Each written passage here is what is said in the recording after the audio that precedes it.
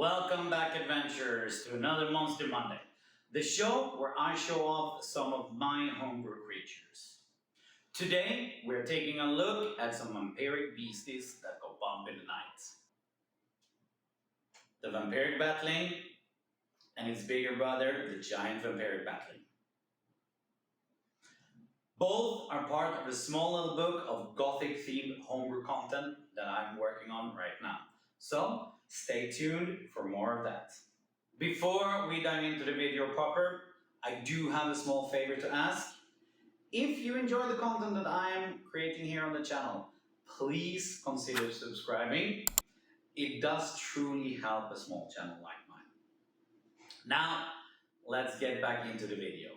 Secluded and dark places, far from sunlight, makes for perfect homes for the vampiric bats. These places are ideal for them to make their nests, with large shadowy places for the nest mother to grow its brood.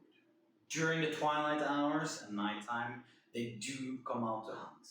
Unlike most bats, however, they do go hunting in groups, using their superior senses to find, kill, and bring back prey to their nests.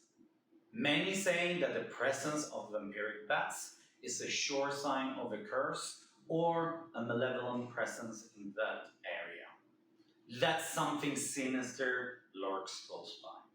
Some folklore even claims that the vampiric bats are just true vampires in disguise. And these legends are not completely unfounded. Even if the scholars have debunked the stories of them being true vampires, the vampiric bats are still often found close to vampires' lairs, or even acting as guards or guardians for the lords of night. Their symbiotic relationship seems truly beneficial, the vampire providing protection and a steady food supply, while the bats provide an early warning system where their natural abilities to sense intruders just by the scent of blood alone. So, there we have a bit of lore surrounding the vampiric bats, and a good source for inspiration of how to use them in any setting or any campaign. So let's dig in deeper. Let's take a closer look at the stat blocks of these creatures.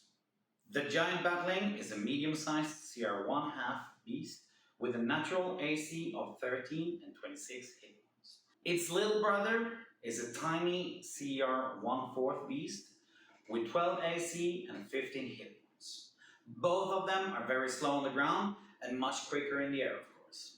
The smaller vampiric batling has a ground speed of only 5 feet, but a flight speed of 30, while the giant one has 40 in the air and 10 on the ground. Both of them have nasty traits like keen hearing, echolocation, and the giant batling even has flyby, making it able to swoop in for a flying attack and even get away without provoking any attacks of opportunity.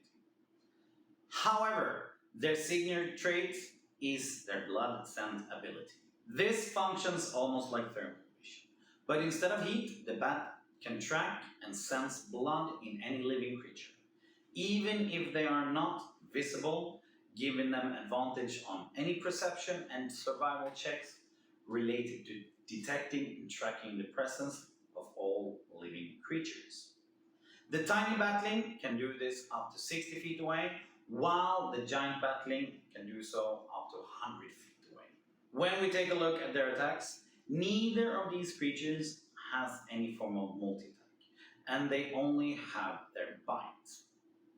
For the smaller one, it's a D4, and for the big one, it's a D6. This, however, is not what makes them deadly. That is what happens on top of the bite.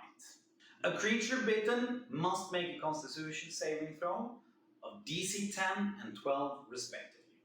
On a success, nothing happens, but on a failed save, the target begins to bleed. At the start of each of its turns, it will take 1d4 points of damage. This damage does not have any damage type, so it cannot be reduced by any resistances. This is not the worst part, however. It is that this effect can stack up to 4d4 damage at the start of each of its turns. This effect can be stopped by using an action to perform a medicine check. The DC of this is the same as the saving throw as well, or someone can also use a healer's kit. And that's it for the Vampiric Bats. If you want both of these stat blocks, they are up on my Patreon right now for free until next Monster Monday with the lore as well.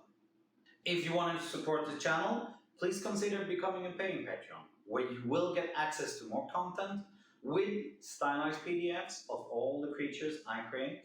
Right now, both the Vampiric Battling and the Giant Vampiric Battling are up alongside the Nest Mother Vampiric Bat. Before we end, please let me know how you would use the Vampiric Bats in your campaign in the comments below, okay? Until next time, adventurers, keep your dice rolling and your imagination flowing.